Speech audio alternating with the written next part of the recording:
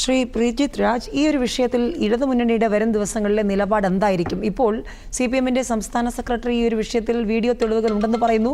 വർഷങ്ങളോളം അന്വേഷിച്ചു, സമയം അത് പോരായിരുന്നു എന്ന് താങ്കൾ പറയുന്നു, ശുപാർശ ചെയ്ത കാര്യം പറയുന്നു. പക്ഷേ ഇനി ഈ വിഷയത്തിൽ എന്ത് നിലപാടെന്നുള്ളതാണ് ഇനി അടുത്ത് എല്ലാവരും ഇട്ട് നോക്കുന്നത്. എന്തായിരിക്കും നിലപാട്?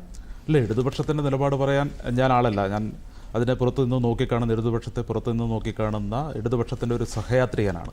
അതിൻ്റെ നിലപാട് CPM-ന്റെ സംസ്ഥാന സെക്രട്ടറിയും ഇടതുപക്ഷത്തിൻ്റെ കൺവീനറും പറയും. എന്താണ് തുടർ നടപടികൾ എന്നുള്ളത് അവർ വ്യക്തമാക്കും. ഇതിനകത്ത് ഒരു പൊതുസമൂഹത്തിന് മനസ്സിലാവുന്ന ചില കാര്യങ്ങളുണ്ട്.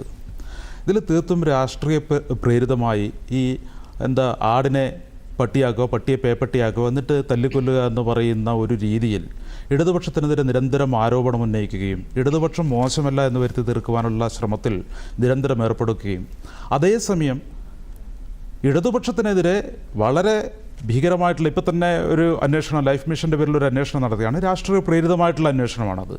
ഇത്തരത്തിലുള്ള അന്വേഷണങ്ങൾക്ക് തുടക്കമിടുകയും അതേസമയം അഴിമതി നടത്തിയുള്ളവർക്ക് ക്ലീൻ ചിറ്റ് ചെയ്യുകയും ചെയ്യുക. ഒരേ സമയം രണ്ട് രീതിയിലുള്ള കാര്യങ്ങളുമായിട്ടാണ് UDF സർക്കാർ മുന്നോട്ട് പോകുന്നത്. വളരെ ഭീതികരമായിട്ടുള്ള ഒരവസ്ഥയാണിത്.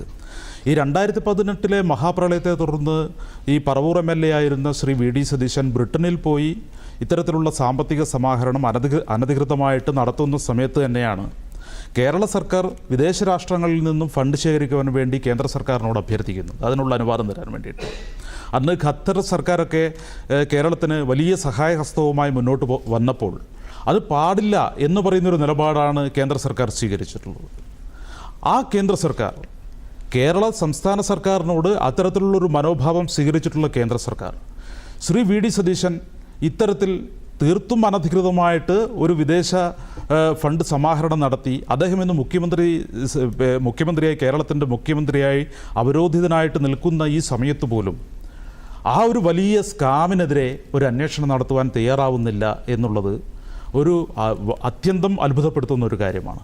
ഇവിടെ ബഹുമാനപ്പെട്ട കോൺഗ്രസിൻ്റെ പാനലിസ്റ്റ് അഭിലാഷ് പറഞ്ഞതുപോലെ, അഭിലാഷ് നേരത്തെ പറഞ്ഞു, കേന്ദ്ര അന്വേഷണ ഏജൻസി അന്വേഷിച്ചു കഴിഞ്ഞാൽ VD സതീശന് ക്ലീൻ ചിറ്റ് നൽകും. അദ്ദേഹം അത് ഉറപ്പിച്ചു പറയുകയാണ്. കേന്ദ്ര അന്വേഷണ ഏജൻസി അന്വേഷിച്ചു കഴിഞ്ഞാൽ, BJP നിയന്ത്രിക്കുന്ന അന്വേഷണ ഏജൻസി അന്വേഷിച്ചു കഴിഞ്ഞാൽ കോൺഗ്രസ് നേതാവായിട്ടുള്ള VD സതീശന് ക്ലീൻ ചിറ്റ് ലഭിക്കുമെന്ന് കോൺഗ്രസിൻ്റെ ഒരു വക്താവിനെ ഇങ്ങനെ ഉറപ്പോടുകൂടി പറയാൻ വേണ്ടി പറ്റുന്നൊരു രാഷ്ട്രീയ സാഹചര്യമാണ് ഇന്ന് ഈ രാജ്യത്ത് നിലവിലുള്ളത്. അതാണ് വിഷയം.